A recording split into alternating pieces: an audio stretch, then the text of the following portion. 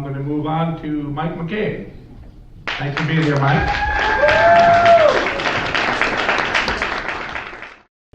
Thank you, everybody. Look, we live in troubled times.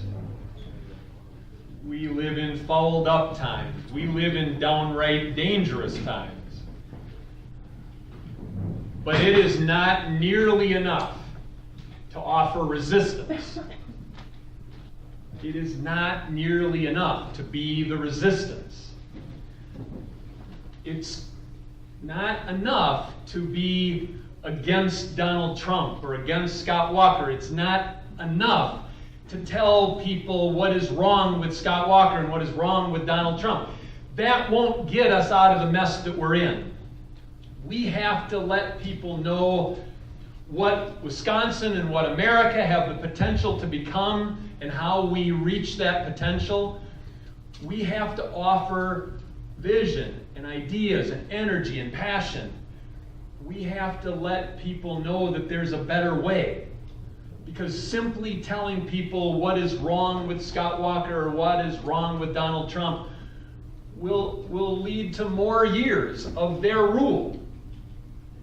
We've had 3 elections for governor. It's become perfectly clear what Scott Walker can overcome. He can overcome a not Walker campaign. He can overcome people being told repeatedly what's wrong with him and what's wrong with his leadership. We have to make the people of Wisconsin a much, much better offer than they've been made in a very long time. I'm probably like a lot of you. I look at Wisconsin and sometimes I have a hard time recognizing this as the state where I grew up. In so many ways, Wisconsin has lost its way and is becoming a shadow of its former self. And I do look at our state sometimes and I think, how did we get here? And is this the place that I grew up knowing all those years? This is a state that was known from coast to coast as a beacon of clean and open and honest government. And we've watched our political culture grow poisoned, and we've watched corruption seep into our government. This was a state that was an industrial powerhouse. And now we're leading the nation in shrinkage of the middle class. And our poverty rate has reached its highest level in 30 years. And economic inequality is at its highest level in Wisconsin since the Great Depression. And it's not enough to say what's wrong with Scott Walker's management of our economy, what's wrong with his leadership. We have to tell Wisconsin that we can do an about-face about the whole way we approach building a sturdy economy. That instead of feeding the rich, instead of showering tax breaks and state subsidies on a few thousand people, or 1 or 2 huge corporations, or one global conglomerate from Taiwan, we can take our $3 billion and we can take more than that and we can invest it in empowering 5 million people in this state.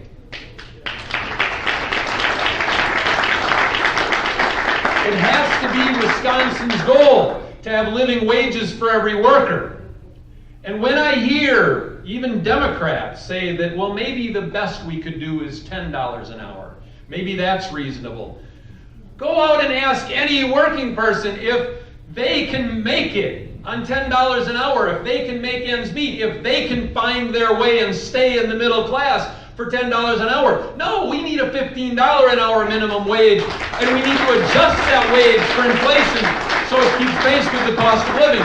We need to make our commitment to living wages for every worker. This is no time for timid. This is no time for same old, same old. This is no time to be ashamed of what we want Wisconsin to become. Because we won't reach that potential unless we are willing to make the people of Wisconsin a far better offer than they have been made for a very long time.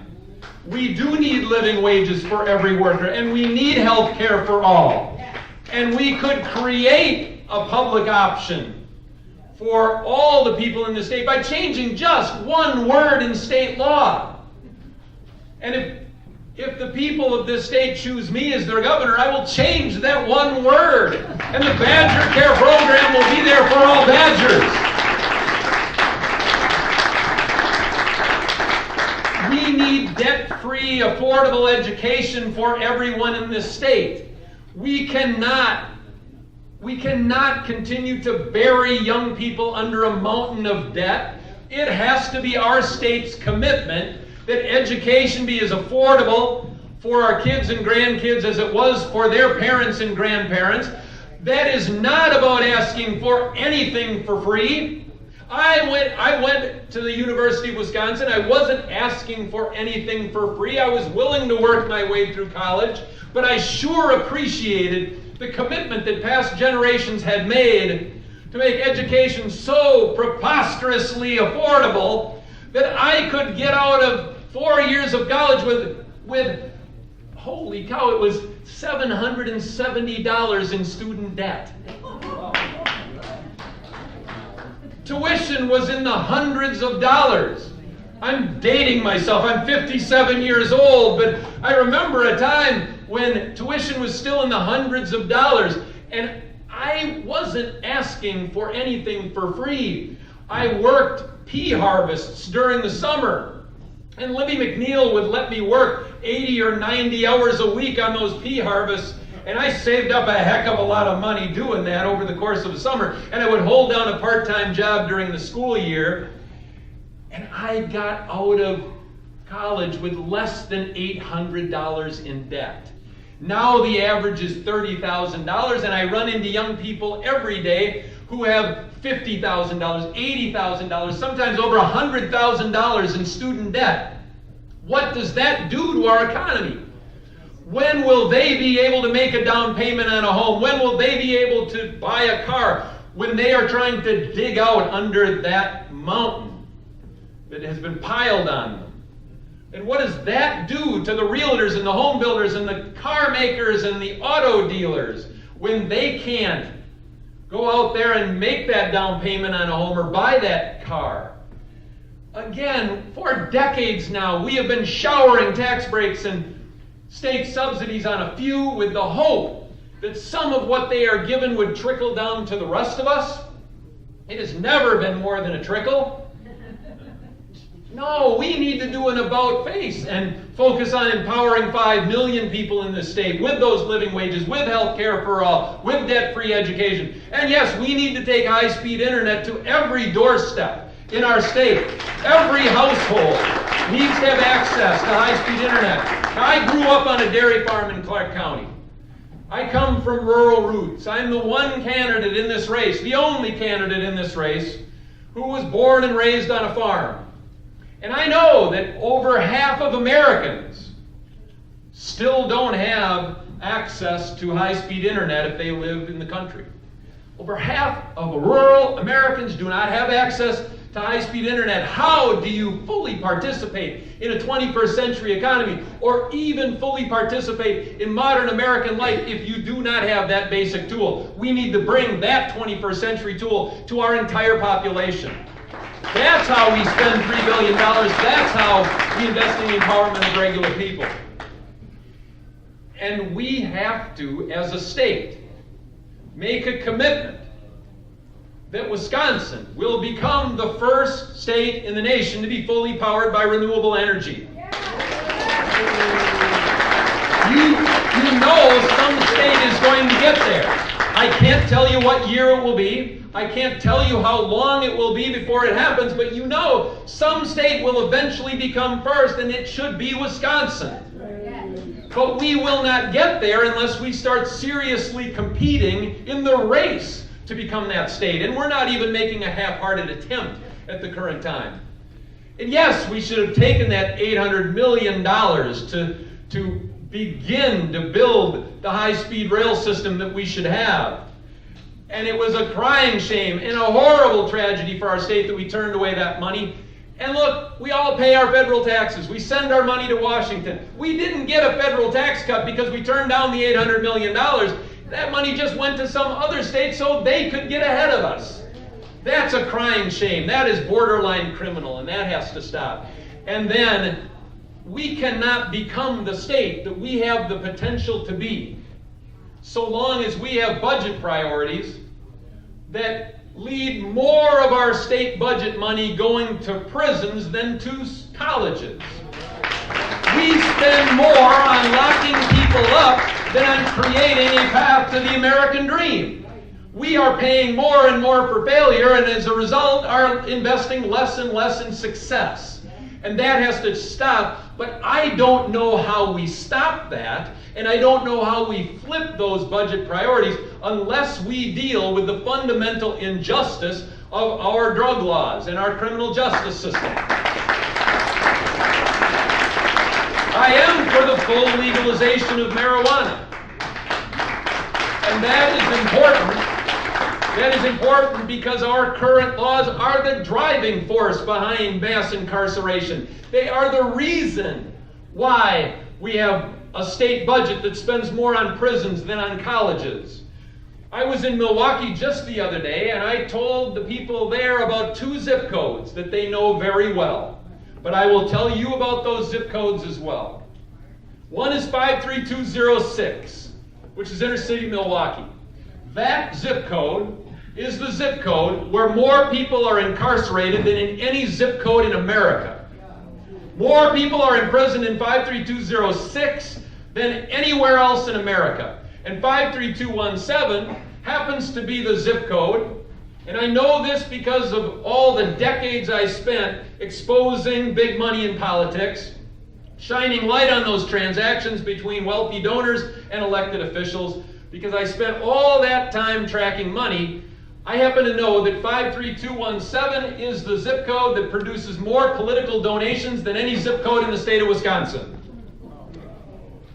There are drugs sold and drugs used in both zip codes, but people only go to jail for using them in one.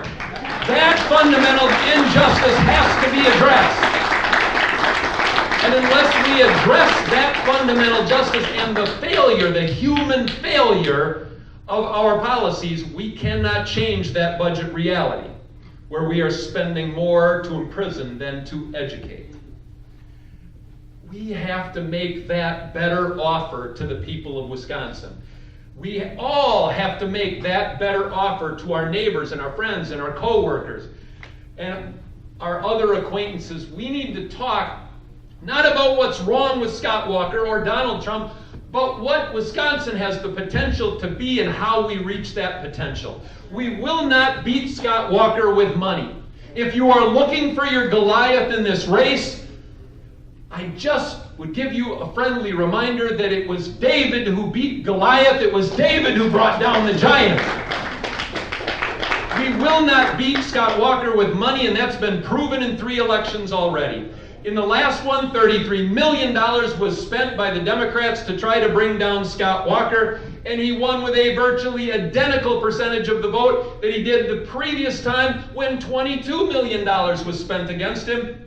And he got virtually the same percentage of the vote in that election as he did in the first election for governor that he won when $12 million was thrown at him. Money will not beat Scott Walker.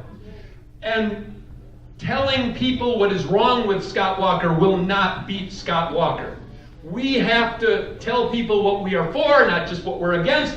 We have to tell people what we believe Wisconsin has the potential to become, not just how we feel Scott Walker has run our state into the ground. We have to be for something compelling and inspiring, not just against the current arrangement and the current people who are in charge at the Capitol. When you think about real leadership that has changed America, when you think about the kind of leadership that changed America in the past, I trust that no one in this room would dispute that Martin Luther King provided leadership that changed America. I remind you, Martin Luther King gave the I have a dream speech, not the I have a plan speech. He gave the I have a dream speech, not the I have an alternative budget speech. We have to also be unashamed and willing to dream and to imagine what this state has the potential to become and how we reach that potential. And finally, here's the biggest challenge of all in my view, and the biggest key to winning this election. The greatest president ever produced by the Democratic Party. The greatest president ever produced by the Democratic Party once said that the forces of organized money are unanimous in their hatred for me, and I welcome their hatred. That defiance, that spirit of defiance against the royalty of our society in the days of the Great Depression. When Franklin Roosevelt said those words, America had descended into the depths of the Great Depression, and here we are today facing economic inequality at its highest level we have seen since the Great Depression.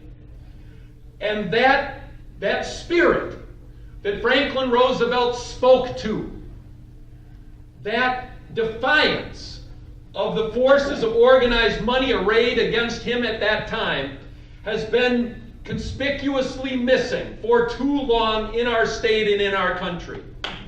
If we are going to become the kind of place we have the ability to be, we are going to have to summon the courage to stand as Franklin Roosevelt did, with braces on his legs. If he could stand, if he could take that stand against those forces with braces on his legs, you all can stand now. You all can stand. Get up off your feet, people. Don't leave me standing here alone. We have more power than we know. We have more power than we have been told. We have the ability to make Wisconsin what we want it to be. We can do this. Thank you.